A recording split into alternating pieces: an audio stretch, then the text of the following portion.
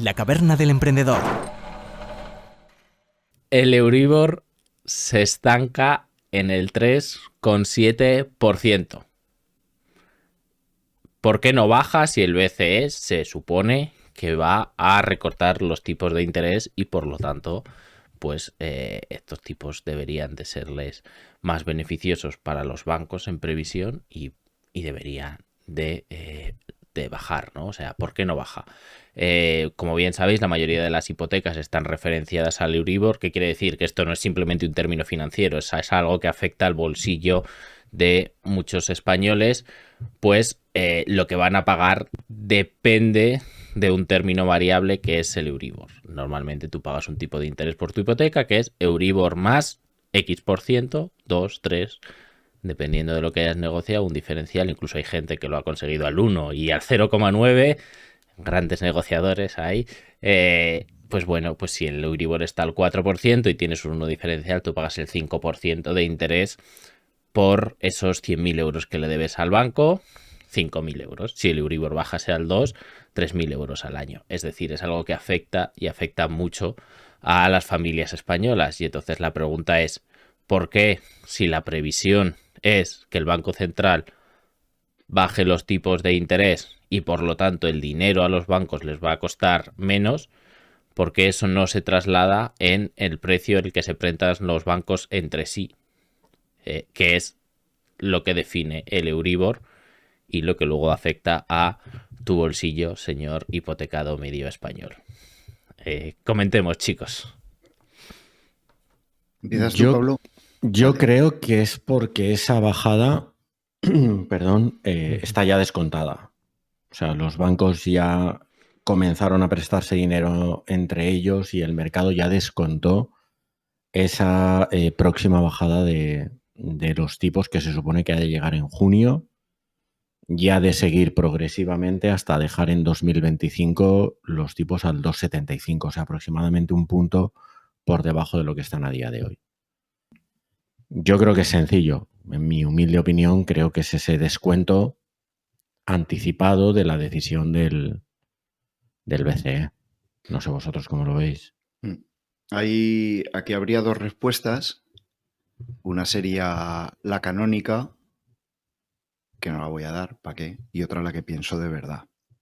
El BCE está muy empeñado en demostrar un perfil propio frente a su amo y su amo, bueno, la Reserva Federal, ¿vale? Por si alguien se pierde cuando me pongo en este plan. Y es verdad que la mayor parte de los analistas económicos llevan patinando algún tiempo con la perspectiva de las bajadas de tipos en Estados Unidos. Llevan tiempo patinando y dando por hecho que la Reserva Federal iba a bajar tipos.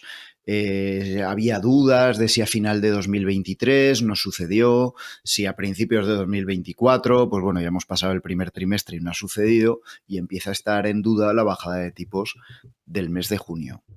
Entonces, una cosa es lo que el BCE diga para marcar su perfil propio, y es que van a bajar tipos de interés ya, y otra cosa es lo que tengan de contacto con la realidad los bancos a la hora de prestarse dinero, que es mucho. Conclusión, desde mi punto de vista, que saben que Estados Unidos va a tardar en bajar tipos de interés. Saben que hay un problema muy severo de inflación, aunque digan que vamos de camino al 2%, que dicen que llegaremos al 2% en 2028. Ya no van a ser solo unas semanas de inflación, como nos contaban a finales de 2021, principios de 2022, sino que nos vamos a 2028. Claro, yo para esta gente no sé cuánto es mucho tiempo o poco tiempo. Yo creo que estar con estos niveles de inflación durante otros 4 años reventará la economía y la hará saltar por los aires. Pero bueno, ellos dicen que esto es una cosa transitoria. Habrá que esperar a ver qué sucede con los tipos de interés en Estados Unidos, que es quien manda, por más que alguien quiera demostrar por qué se está llevando el sueldo y demostrar su perfil propio. Pero la realidad es que con los datos de inflación que tenemos en este momento, no se pueden bajar los tipos de interés. Luego está la parte de bajar los tipos de interés antes de que entremos en recesión.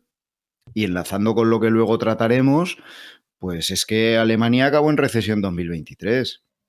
Es que Alemania, la locomotora de Europa, acabó en recesión en 2023. No Y te aquí traigo, adelantes, no te adelantes. No te adelantes al tema que y tenemos aquí traigo, luego. por no irme a Alemania ya, aquí traigo la descojonación que ya manifesté hace algunas semanas con que España e Italia hayan dado el sorpaso en cuanto a crecimiento a Alemania y a Francia y estén siendo el motor. Hay un montón de anomalías, hay un montón de situaciones extrañas que no se habían producido y que hacen que la gente que maneja el dinero se esté desempeñando con una prudencia extrema, cosa que no está haciendo el Banco Central Europeo desde mi punto de vista. Sí, a ver, bueno, solo por poner datos sobre la mesa, el Euribor a 12 meses, que es el que se suele utilizar, estaba en noviembre en el 4,16%, ya bajó hasta el 3,61 en enero, ahora está en el 3,70%. Entonces el Euribor es el tipo de interés al que se prestan los bancos entre sí. Al final viene muy definido por el tipo al que pueden conseguir el dinero del Banco Central Europeo, que es el prestamista de último recurso, ¿no? Nunca va a ser más barato o no debería de ser más barato lo que se prestan los bancos entre sí, que tienen un riesgo de quebrar, que el precio al que puedes conseguir el dinero en el Banco Central, siempre que puedas conseguir el dinero en el Banco Central. Entonces, yo creo que tiene mucho de lo que ha dicho Pablo Gil, que al final es, oye, todos los analistas y todos los gurús económicos estaban hablando de 3, 4, 5 bajadas de tipos que empezaría la Fed en enero, que tal. Entonces, claro, ya en octubre y en noviembre fueron bajando los tipos. ¿Qué es lo que pasa? Que Estados Unidos sigue creciendo, que la inflación no les baja en Estados Unidos y por lo tanto, pues ahora ya se está hablando de nada de junio, igual en septiembre, igual en vez de 4 es una y no va a haber tantas bajadas de tipos de interés. Claro, al final pues los bancos en previsión de eso dicen, hombre, pues no nos vamos a bajar el dinero al que nos prestamos entre nosotros. Yo entiendo que esa es la principal razón. Luego lo que comentas del Banco Central Europeo, de bajar los tipos, no bajar los tipos, tener un diferente perfil, eso es mucho más difícil. Si bien sí que es verdad que sobre el papel al menos el Banco Central Europeo debe de ser diferente de la Fed, porque la Reserva Federal tiene dos mandatos, ¿no? Que es el empleo y la inflación. El Banco Central Europeo única y exclusivamente sobre el papel tiene el mandato de mantener la inflación por debajo pero cercana al 2%. Entonces, claro, ¿cómo compagina eso con cómo va la economía? Si Alemania va lenta, si Alemania no va lenta, yo no lo sé. Yo creo que igual sí que acaban cogiendo un perfil propio. Al final, el Banco Central Europeo, nos guste más o nos guste menos, tiene las oficinas en Alemania. Si Alemania no va muy allá y es la principal economía, Francia tampoco va muy allá, pues igual sí que se pueden desmarcar con alguna bajada antes que la Reserva Federal. Yo creo que puede ser. Pero no lo sé, no sé muy bien qué es lo que pasará, tenemos que esperar, tenemos que verlo.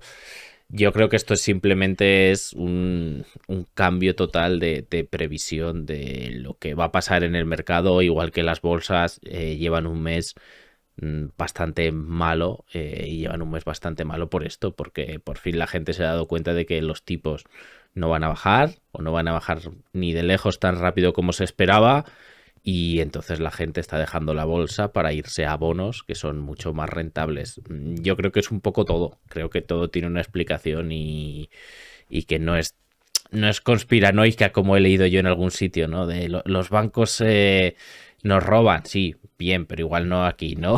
Sí, También. también, pero bueno, igual no justo en esto, ¿sabes? O sea, igual no justo aquí. Mi opinión, no lo sé. ¿Qué es lo que opináis vosotros? A ver, es que es muy difícil conjugar tantas variables como hay, porque ahora luego lo comentaremos. Si es cierto que Alemania está empezando a revivir y que la inflación no ha tocado o no va a tocar el suelo que se pretende, que es el famoso 2% que marca la ortodoxia económica, pues a lo mejor no se afloja tanto con los tipos, a lo mejor no se descuenta tanto, sobre todo porque es muy posible que el Banco Central Europeo se esté dando cuenta que el anuncio de una bajada tiene el mismo efecto que la bajada. Entonces, si tú lanzas el globo sonda, voy a bajar los tipos y la economía ya responde como si los hubieras bajado y tienes miedo que se sobrecaliente, pues igual la acabas por no bajarlos o no bajarlos tanto. No sé, yo hay varios años ya, casi 3, que en nuestro trabajo, en la interacción con nuestros clientes, en todo, y toco madera porque no llegue nunca, estamos esperando la tragedia. Y estamos esperando, la gente no va a poder pagar la hipoteca, los restaurantes van a estar vacíos porque pues nadie va a poder salir a comer o a cenar, las ventas van a caer en picado y es cierto que eso en este momento, vuelvo a tocar madera y mientras hablamos no ha llegado. Luego hay otro asunto y es que sí que pienso que hay un lapso de tiempo entre lo que hace el BCE, entre lo que hace el Banco Central Europeo con los tipos de interés y la reacción que tiene el Euribor. Porque la última alza se produjo, si no me falla la memoria, en el tercer trimestre de 2023 y la última subida en el Euribor se produjo prácticamente al final del año. Estamos hablando de que hay un cierto retardo y que luego el Euribor ha estado bajando, un poco en consonancia con lo que comentaba Pablo, el Euribor ha estado bajando sin que haya habido ningún tipo de movimiento en los tipos de interés, pasando del 4,16, que fue el máximo que marcó, al 3,70. Esto es, todo el mundo está esperando una bajada de tipos más rápida de lo que se ha producido, que no se ha producido en ningún caso y de momento de ninguna manera. Veremos si cumplen con su palabra en junio. Y ahora voy a ser un poco malo y al hilo de lo que decía Alberto, de que el BCE, la única misión que tiene es mantener el IPC a raya, no lo están haciendo. Y yo me pregunto qué pasa cuando alguien de manera reiterada durante más de 2 años no es capaz de cumplir con su único objetivo en el trabajo. ¿Qué pasa en el mundo real donde esta gente parece no vivir? Porque si tu única misión es mantener la inflación a raya y tienes la inflación no a raya y muy cerca de bajar los precios por un problema en la demanda, pues a lo mejor deberían empezar a plantearse irse a su casa. Voy a romper una lanza en favor del BCE. ¿Vale? Y en favor de los economistas que en general siempre nos dicen es que os dedicáis a hacer predicciones y luego a estudiar por qué no se ha cumplido. Que es cierto. Correcto, sí. El BCE o el economista en este caso actúa, vamos a decir, o vamos a asemejar su papel al de un médico. Oiga, usted tiene un problema de salud, que es que tiene la inflación alta, podríamos decir tiene la tensión alta. Y yo le receto este medicamento y le receto que haga usted ejercicio y le receto que haga régimen y le receto un montón de cosas. Y resulta que cuando sale usted a hacer ejercicio, a correr con toda la buena fe del mundo, pasa por debajo de un balcón y una maceta lo mata. Se cae una maceta y lo mata. Eso el médico lo podía saber. Es decir, el BCE podía saber que Vladimir Putin iba a invadir Ucrania. El BCE podía saber que unos piratas somalíes o de donde sean o de Yemen iban a cerrar el canal de Suez. El BCE, claro, es que el enfermo está sujeto a toda una serie de variables que tú ni puedes predecir ni puedes controlar. Entonces, es muy difícil. Exacto. Es muy difícil. Exacto, esa es una de las principales justificaciones y yo ahí estoy de acuerdo. Lo siento, pero estoy de acuerdo. Hay varios tipos de inflación, es algo muy complicado, hay varios tipos de inflación. que esto no quiere decir que esté haciendo bien su trabajo el BCE. Está la inflación por todas las causas que está hablando Pablo, ¿no? La inflación más de oferta, de condiciones de la producción, de, oye, hay menos bienes o son más caros de producir y por lo tanto sube el precio, entre comillas, ¿no? Por X, por Y, por Z, y luego está la inflación por que te has columpiado comprando bonos y hay dinero que te puedes bañar en dinero echándolo al aire y bañándote. ¿Qué es lo que pasa? ¿Cuál es la realidad? La realidad es que hay dinero para bañarte en dinero como el tío Gilito. Es decir, ahora mismo los bancos podrían montar salas de tesorerías como el tío Gilito. ¿Quién ha visto cómo se llamaban? Los patos, no sé qué, que se tiraba a la piscina de oro. Pues es decir, hay suficiente dinero. Un símil muy acertado. Hay suficiente dinero como para que haya una inflación del 500%. Lo que pasa es que, bueno, pues no está pasando, o sea, están las condiciones, pero no está pasando. ¿Por qué? Pues porque a los bancos les pides unos ratios de capital, no es tan fácil que te den el dinero, hay ciertos riesgos, pero si quisiese, con todo los préstamos, el quantitative easing y toda esta historia que se ha hecho durante estos años y el balance gigantesco que tiene el Banco Central, podría haber una inflación del 200% tranquilamente en Europa. O sea, la pasta y la liquidez está para que lo haya. Pero bueno, por ciertos motivos, pues no está pasando, pero podría pasar. ¿Qué quiero decir con esto? Que el problema ya, yo creo que no es tanto culpa del BCE, sino culpa de cómo está diseñado todo. También es verdad que el IPC en marzo en la eurozona era del 2,4% interanual. En marzo del año pasado estaba en el 7%. Es decir, está bastante más controlado, 2,4%. Todavía no es lo que se supone que tienen que alcanzar, pero yo sí que creo que podría llegar el punto en el que el Banco Central Europeo diga, oye, vamos a levantar la mano. ¿Qué es lo que pasa? Que si ya estamos hablando de brotes verdes, que ahora lo comentaremos, sin haber empezado a bajar los tipos de interés, aquí hay un problema, ¿sabes? O sea, es decir, si las economías no han llegado a la recesión y ya se están recuperando, ya se están recalentando, entre comillas, otra vez, entonces a mí me hace dudar de si realmente los tipos de interés van a bajar o si va a volver a repuntar la inflación. Claro, es algo muy complicado. En noviembre la inflación había bajado también al 2,4%, subió al 2,9%, la interanual, ¿vale? Subió al 2,9 en diciembre, luego está volviendo a bajar al 2,4. Entonces yo sería muy cauto en, oye, mi hipoteca va a bajar.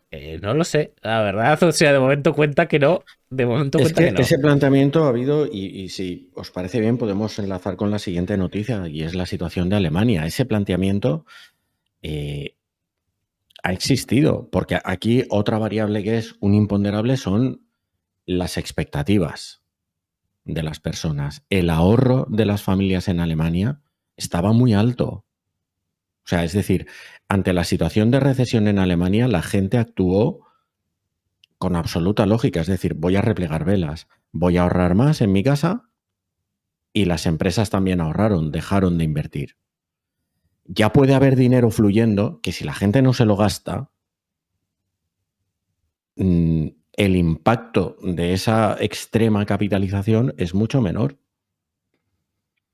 Entonces, la situación de recesión en Alemania, desde luego, no ha sido buena, pero tampoco ha sido alarmante. O sea, no la podemos asemejar a esa situación que vivimos en España, en la que la sensación era esto está cayendo en caída libre, valga la redundancia, y no hay nada que hacer, porque la situación era que no se podía hacer, la sensación era que no se podía hacer nada.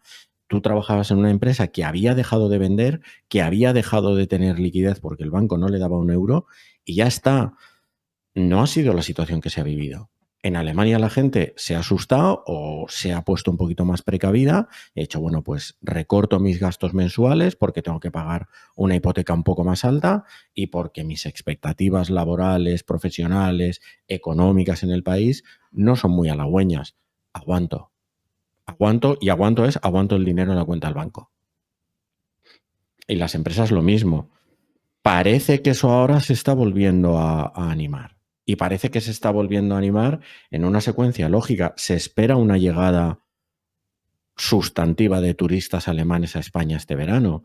¿Pero por qué? Porque es un turismo de un precio asequible para ellos y entiendo que la familia alemana dice, bueno, yo me gasto este dinero en las vacaciones en España en ir una semana, voy, me lo gasto, me lo he gastado y cuando vuelvo ya está.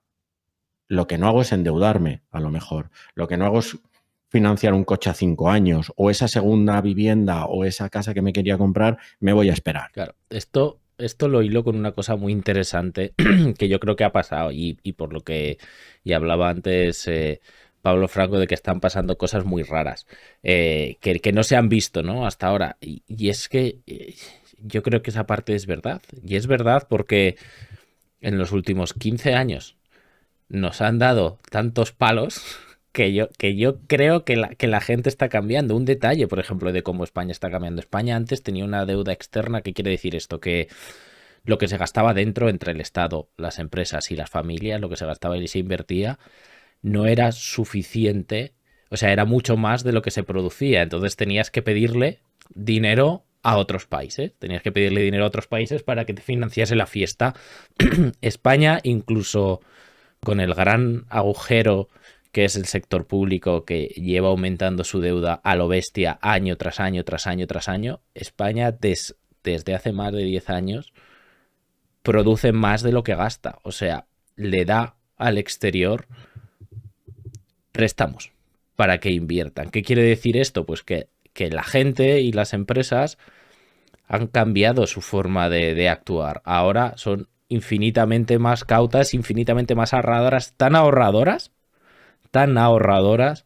que financian al sector público sus derroches y su manirrotismo y además les da para financiar a gente del exterior. En Alemania llevan siendo así muchísimo más tiempo. ¿Qué quiere decir esto? Que al final, incluso aunque haya infinito dinero con el quantitative easing, no como se llame en Europa, ¿no? Pero básicamente es recomprar con dinero del monopolio que imprime el Banco Central la deuda de los estados, por más dinero que haya en la economía a través de este sistema y más grande que sea el balance del Banco Central Europeo, si la gente ha cambiado un poco la forma de actuar y de gastarse el dinero, eso no tiene por qué per se generar una inflación. El que haya mucho dinero, si ese dinero no se usa. Es un tema igual muy complicado y que igual deberíamos de hacerle todo un capítulo específico, pero que al final también lo que comentabas, Pablo, de, oye, esta situación es rara. Bueno, es rara, pero igual porque la gente se está comportando diferente, igual porque la gente, oye, ve un poco de brotes verdes y antes igual, pues venga, dame el 110 de la hipoteca, me compro un BMW, me voy en un crucero y la vida es corta, ¿no? Y ahora igual es, oye, voy a ver si puedo pedir menos hipoteca para que no me vaciles, tal cual. Voy a ver si me compro una casa más barata. El BMW, bueno, pues creo que mi Fiat 580 va a tener que durar 3 añitos más, etcétera, etcétera. Yo en este sentido soy bastante escéptico siempre con respecto al impacto o el peso que tienen las pequeñas decisiones de los ciudadanos que nos movemos con unos pocos miles de euros y nada más allá. Lo digo porque aquí hay dos vías, ¿no? Hay dos vías para generar liquidez. Una vía es que presten los bancos y esto se produce, la gente acude a los bancos cuando los tipos de interés son considerados razonables para el objeto de esa solicitud de dinero.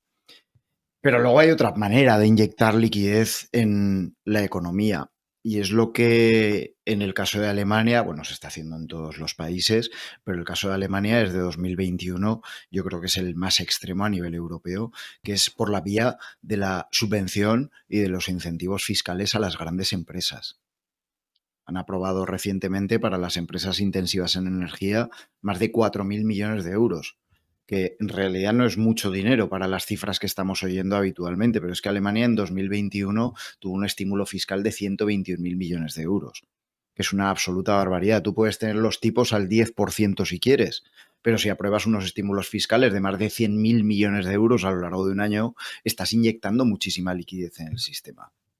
Es verdad que por la vía de los tipos se reduce el movimiento del dinero, pero están metiendo pasta en otros sitios. Lo digo también por cuando se decía, joder, no está bajando la inflación. Pues es que en realidad sigue habiendo mucho dinero en el sistema. Se ha drenado algo, pero sigue habiendo muchísimo dinero en el sistema. Y sí que es cierto que no fluye el crédito por los tipos de interés bajos que teníamos. Ese crédito ya no está fluyendo, pero claro, estás por la puerta de atrás dando pasta a las súper grandes empresas, que son todas aquellas que además son intensivas en energía, y le estás dando pasta también por el destrozo que le has hecho con las sanciones a Rusia, que te han dejado sin tu gasolina, nunca mejor dicho, que es la energía barata que tenías. Que no digo que no tengan que dar dinero a esas empresas a las que han destrozado con esa política exterior, sino que, por un lado, se quita liquidez por la vía de la subida de tipos de interés, hay una restricción en el crédito, pero por otro, estás inyectando dinero de manera directa en las empresas. Entonces, a lo mejor por ahí, en esas cosas raras que comentaba antes de manera un poco indeterminada, a lo mejor por ahí está esa situación de por qué no cuadran las cosas con la ortodoxia, porque tú antes restringías el crédito, automáticamente había menos dinero en el sistema. Pero ahora restringes el crédito y resulta que sigue habiendo dinero en el sistema porque la inflación no baja, los precios no bajan. Claro, le estás inyectando a las empresas por la puerta de atrás. A las empresas en forma de cuántas personas hacen falta para meter en el sistema 4.000 millones de euros. El dinero de cuántos ahorradores hace falta para meter en el sistema 4.000 millones de euros, que es una ayuda directa que Alemania está proporcionando a sus empresas. Ojo, que no digo que esté mal, ni siquiera entro a valorar porque a mí son ámbitos que ya se me escapan. Pero por un lado quitas liquidez, detraes liquidez, restringes el acceso al crédito, sobre todo para las personas que buscan su primera vivienda o esos créditos al consumo, pero por otro lado, las grandes empresas siguen recibiendo su pasta. Pero mira, yo hay un par de cosas que matizaría y además las has citado textualmente. Las pequeñas decisiones no es que tengan peso, es que tienen muchísimo peso. O sea, hay una teoría, toda una teoría económica que nace en Aristóteles, que se llama la tiranía de las pequeñas decisiones. Es decir, el Brexit se explica mediante la teoría de las pequeñas decisiones. O sea, probablemente ningún grupo significativo individualmente considerado tomó la decisión de abandonar la Unión Europea. Probablemente hubo mucha gente que la decisión que tomó desde la perspectiva de mi voto no cuenta fue no ir a votar en ese referéndum. Y el resultado es el que fue. Hay más ejemplos. La venta de vehículos usados en España a día de hoy duplica la de los vehículos nuevos. ¿Qué significa eso? Que probablemente la gente esté decidiendo no me voy a comprar un coche nuevo, financiarlo 4 años, tengo 6, 8, 10, 9.000 euros para un coche, voy, lo compro, ya tengo el coche que necesito. Es cierto que me gasta el dinero, pero el dinero está gastado. Pero es que a lo mejor el banco no les está dando ese crédito, Pablo. Probablemente no estén dando la ocasión a que el banco lo dé. A lo que voy es que al minorista, al pequeño, al que solicita un crédito para una vivienda, para el consumo, para un coche, es muy posible que no se le esté dando ese crédito. Probablemente lo que no se está haciendo es pedir tanto crédito al consumo, porque la venta de viviendas, por ejemplo, en lo que va de 2004 ya ha remontado. Y la venta de viviendas se suele hacer apalancada. Pero probablemente la gente sí que esté siendo consciente hasta cierto punto o en un determinado momento de decir, bueno, me endeudo para comprar una vivienda que entiendo y espero, porque además me he endeudado por el 80% del valor de la vivienda, no por el 100%, y entiendo que siempre la voy a poder volver a vender por el 100%. Entonces, entiendo que la operación hasta ese punto la tengo razonablemente cubierta a nivel de riesgo. Pero Es que hay una variable en economía que es absolutamente imponderable, que es las expectativas que tiene la gente. Y cuando tú estudias la carrera te enseñan dos teorías o dos modelos, las expectativas racionales, las expectativas irracionales. Y las dos son mentira, porque las racionales significa que cualquier individuo tenga información perfecta, nadie la tiene. Y las irracionales significa que nadie tiene ningún tipo de información y tampoco nadie vive en la ignorancia más absoluta. Pero lo del Euribor lo vuelve a mostrar. La gente actúa respecto a lo que cree que va a pasar y con esa forma de actuar hace que acabe pasando. Entonces, no sé, o sea, correcto. No niego que hay cosas que no encajan, que desde luego no encajan, no lo niego. Pero sí que es cierto que yo creo que el comportamiento de la gente, tanto en España como en Alemania, ante una amenaza de recesión en 2023 ha sido muy razonable, aumentando ahorro, reduciendo endeudamiento, y no consumo, pero sí endeudamiento. Y creo que eso, en un momento determinado, tarde o temprano, dará frutos. Lo que puede ser incompatible con que esperemos que baje el Euribor, porque si eso da frutos y la economía se vuelve a activar, se volverá a calentar y volverá a generarse inflación. Y eso va a hacer muy difícil que los tipos bajen.